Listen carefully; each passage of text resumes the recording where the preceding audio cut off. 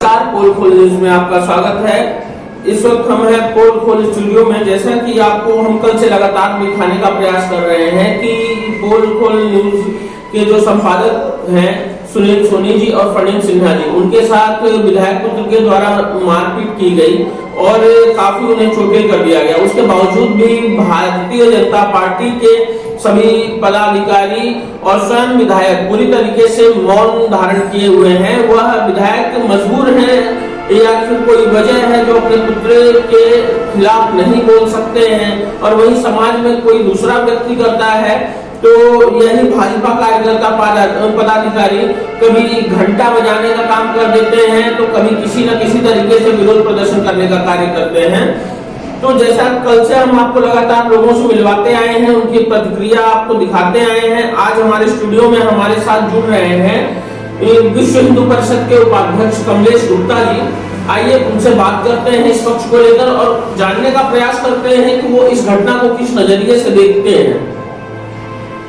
नमस्कार कमलेश जी। नमस्कार। जैसा कि आपको पता है कि परसों बीजेपी विधायक जो हैं उनके पुत्र के द्वारा हमारे प्रधान संपादक के साथ मारपीट की गई, जिसमें वो काफी चोटिल हुई और कहीं न कहीं यह मारपीट एक निष्पक्ष प्रेस वार्ता का ही नतीजा है, क्योंकि सुनील सोनी जी निष्पक्ष तरीके से जो पत्रकारिता करते हैं, सही को सही और गलत को गलत दिखाने का हमेशा उनका प्रयास रहा हुआ है। यही वजह है कि वो अपनी जान को भी जोखिम में डालकर समाज तक जो है सही खबरें पहुंचाने का हमेशा प्रयास किए हैं, लोगों को न्याय दिलाने का हमेशा प्रयास किए हैं। इसी कड़ी में उनके साथ पहले भी कुछ हादसे हुए, लेकिन इस बार का हादसा काफी शर्मनाक रहा है कि विधायक पुत्र द्वारा जो मारपीट की गई, जिसमें उनका सर भी फटा, काफी चोटिल हुए। तो आपका इसमें क्या कहना है? विधायक पुत्र के द्वारा ये जो कृत्य किया गया है यह घोर निंदनीय है और मैं इसकी घोर निंदा करता हूँ कि ऐसे जो समाज के चौथे स्तंभ के ऊपर हमला करना, जानलेवा हमला करना, यह समाज बर्दाश्त नहीं करेगा और ऐसे अपराधी के खिलाफ कड़ी से कड़ी कार्रवाई होनी चाहिए, ताकि आने वाले समय में सिंगरौली जिले में किसी भी पत्रकार के ऊपर, किसी भी वरिष्ठ नागरिक के ऊपर ऐसे हमलाएं ना हो पाए। दूसरा विषय ये है कि विधायक के द्वारा अच्छे कार्य किए जा रहे हैं, अच्छी योजनाएं लाई जा रही हैं और उनके पुत्र के द्वारा इस तरह के जो कृत्य किए जा रहे हैं, यह विधायक को खुद शर्मिंदा होना चाहिए और खुद उनको आगे आके उसको जो है कानून के हवाले करना चाहिए, ताकि समाज को यह लगे कि विधायक जो है निष्पक्ष कार्य करने वाला एक समाज का गौरवशाली व्यक्ति है। और हमें गर्व होना चाहिए इस विधायक पर, जो 3 बार विधायक रह चुके हैं, मेयर रह चुके हैं और उनके द्वारा ऐसा कोई न कृत्य किया गया ताकि समाज उनके ऊपर उंगली उठाए। लेकिन उनके पुत्र के द्वारा आए दिन कोई न कोई घटनाएं होती रहती हैं, लगातार कुछ न कुछ चलता रहता है, चाहे भू कब्जा हो या कोयला का हो या किसी भी प्रकार का हीरा हवाली हो। इस तरह से कई दिनों से ऐसा चला आ रहा है, जो कि आज इतने शह मिल गए हैं कि आज पत्रकारों के ऊपर हमला करने के लिए वह हौसले बुलंद कर चुके हैं। यह हमारे सिंगरौली जिले के कानून व्यवस्था की जो कमी है, मैं प्रशासन से आग्रह करना चाहूँगा कि इस कमी को दूर करके और उनको, सुनील जी को और सिन्हा जी को न्याय दिलाने का कार्य करें।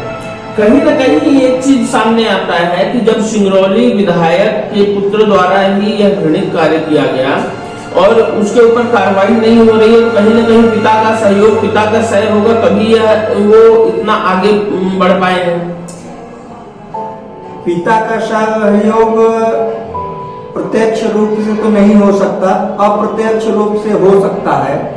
उसके लिए मैं भी अभी अनभिज्ञ हूँ और लेकिन जहाँ तक उनके पिताजी की बात है तो ऐसे कार्यों में वो लिप्त नहीं है, लेकिन उन्होंने जो कृत्य किया है उनके पिताजी को, इसीलिए मैंने कहा कि उनके पिताजी को सामने आके कानून का साथ देना चाहिए और उनको कानून के हवाले करना चाहिए।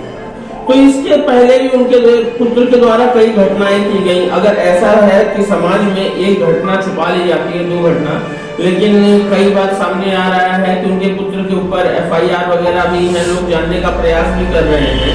अगर ऐसा है तो उनके पिता को तो पता ही होगा, विधायक को तो पता ही होगा। अगर विधायक कुंभकर्णी लीग में सो रहे हैं तो कहीं ना कहीं इस घटना में उनका भी अप्रत्यक्ष रूप से सहयोग है।